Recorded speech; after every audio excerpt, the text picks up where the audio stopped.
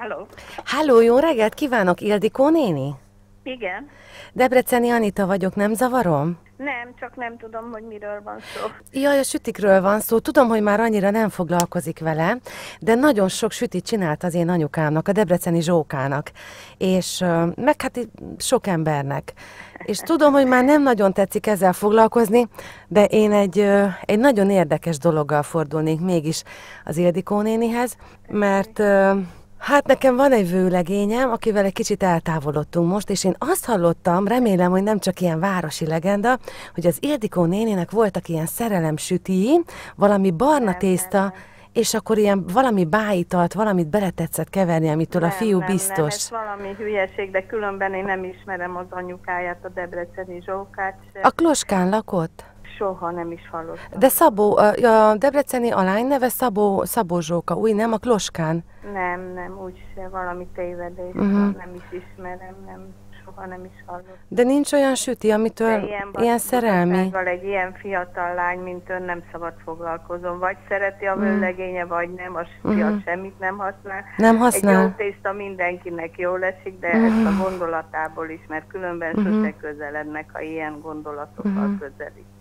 Akkor ez nem... Nem szoktam, tényleg nem is ismerem az édesanyját, fogalmam nincs, hogy...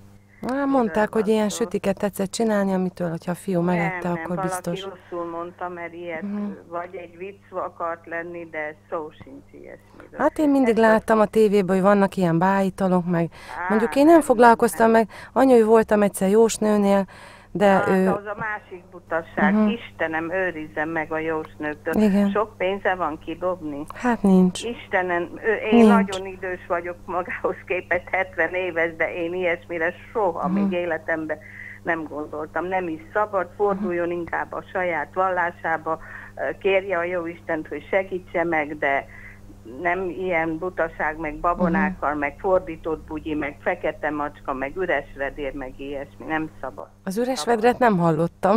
Az mit tud? Fiatal asszony, vagy fiatal hölgy, nem asszony, fiatal hölgy, modern, közelítse másképp.